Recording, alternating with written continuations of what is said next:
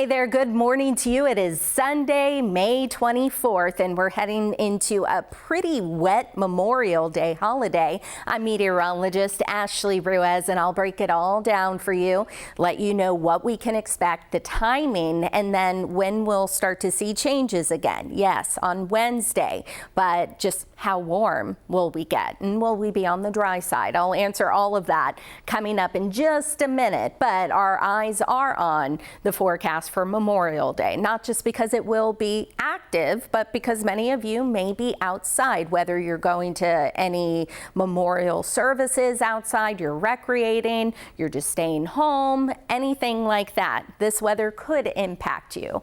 It's not a guarantee that we'll have any significant impacts, but this is going to be one of the first bigger systems we've had to deal with. You won't have to deal with any rain today. We have clouds still in place, but a lot of them should scatter out as the day goes on.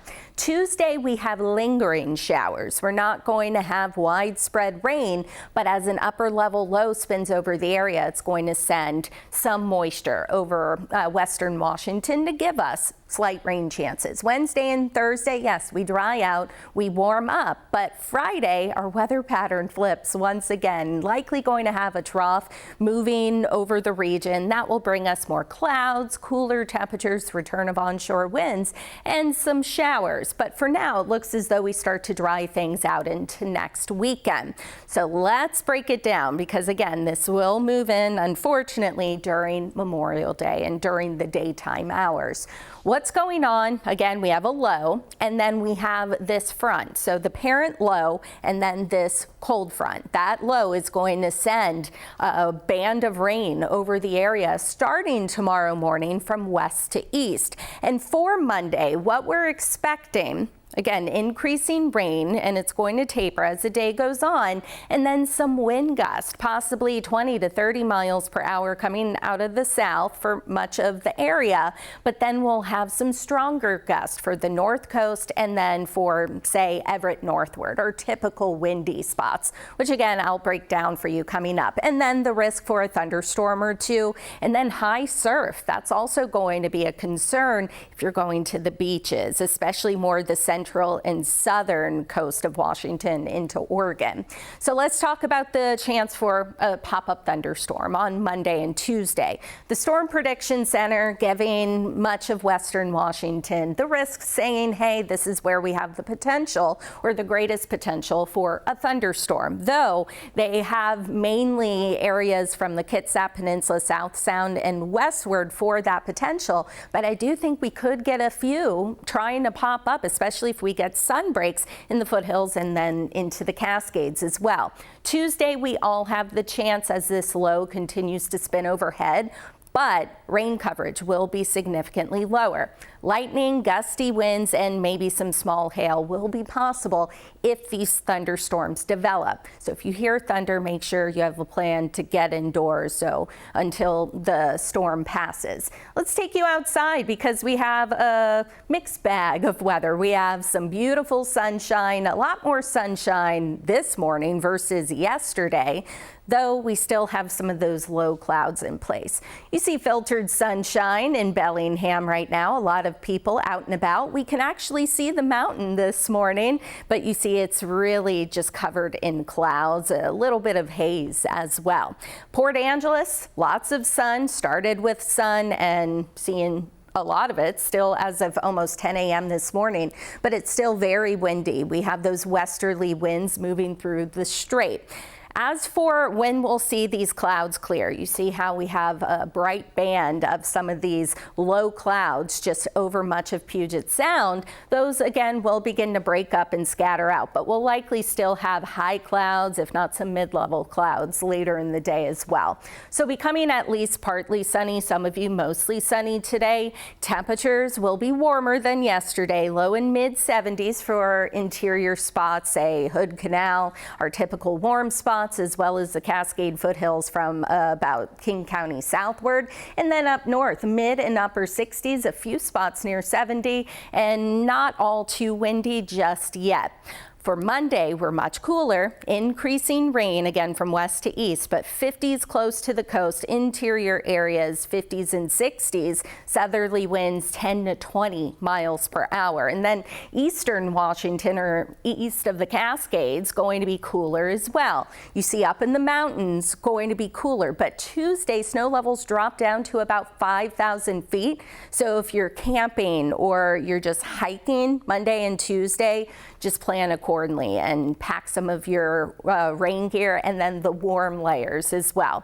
Here's a look at the Memorial Day hourly forecast for the Seattle area. The greatest chance for the rain will come later in the morning and into the early afternoon before tapering off to maybe spotty showers, scattered showers into the back half of the day, but winds will begin to increase. And it's all thanks to this front moving in. The upper low will eventually spin overhead as well. So skipping ahead to Monday morning, here's overnight. You see maybe a few spotty showers, but the band of rain is still offshore. Here's after sunrise on Monday. See this bright banding. This is the front moving in, and along that front, we could get some heavy rain. That's going to move from west to east. So the heaviest rain is expected, as always, over the Olympic Peninsula as well as the coast. Here's around 8 to about 10 o'clock in the morning. More than likely still west of much of Puget Sound, but it's going to continue to spread over the area. Now keep in mind, it could speed up, it could slow down. But into the afternoon, you see it is just covering Puget Sound. And then in wake of that front, you see there's the low, and then we have some spotty showers in wake of the front. This will continue to track to the east and east of Puget Sound, mainly along and east of I-5, more than likely mid-afternoon, if not late afternoon. But by then, it's over the Cascades, and then we have more showers closer to the coast. This is what I was talking about. If we see any sun breaks into Monday afternoon or evening, you see these bright little spots. That's indicating some heavier rain. You have some of that orographic lift that will enhance any shower or thunderstorm to develop, grow, and convective. And this is when we have that potential. So late afternoon, evening, maybe for a pop-up thunderstorm. But then we get into Tuesday. This low is spinning overhead, and it's going to bring some of that wraparound moisture with it. And into the afternoon, you see spotty showers, scattered in nature, favoring more so east of Puget Sound. So Puget Sound eastward, but sun breaks once again could lead to a pop-up thunderstorm. So then things start to change and we dry things out. Through Tuesday evening, this is showing the potential that we could pick up about half of an inch up to an inch of rain closer to the coast, up in the mountains as well, especially with snow levels still staying high. You will get some rain there. And then for Puget Sound, 1/10 of an inch all the way up to maybe 1/2 of an inch. So this is not going to be a super heavy rainmaker, though we could get downpours. And I mentioned wind, so let's talk about that. So here's the pre-dawn hours on Monday. You see the bright colors, so the pinks and the purples. That's indicating the potential for over 40-mile-per-hour wind gusts. So that's what you want to watch out for to see some of the strongest wind gusts. And then you see up through the strait our typical windy spots, thanks to getting some of those southerly winds just accelerating through Puget Sound. That's where we could maybe have 30, maybe up to 40-mile-per-hour gusts. But the strongest winds will likely start to accelerate later in the morning into the afternoon through the inlet and then up toward Whidbey Island. But the rest of us, we could have wind gusts maybe 20 to 25 miles per hour. Into the evening, things should begin to settle on down. I mentioned the risk for some high surf also on the water is going to be very rough. There are gale watches in place, so along the coast and offshore to the north and central coast, there's a gale watch in place that will likely turn into a gale warning late tonight through tomorrow morning. Then the gale watch for the inlet and then the islands going to kick in tomorrow morning, lasting through the evening. I wanted to show you this product. This is showing the future wave height. So So interior areas shouldn't be really impacted. It's more so the coast and the beaches. So you see these are some buoys, more so offshore, but still showing that potential for some higher surf as the day goes on. So sneaker waves, all of that. If you are going to the beaches, the coast, this is something to definitely keep in mind. As we get into Monday night and Tuesday, you see how the waves start to build even more. A lot of them offshore, but still we could be dealing with some really rough surf and high surf along, say, La Push and some of our other beaches as well. But the highest surf and the highest waves are going to be offshore, but still higher than normal, definitely. So that's another potential impact Monday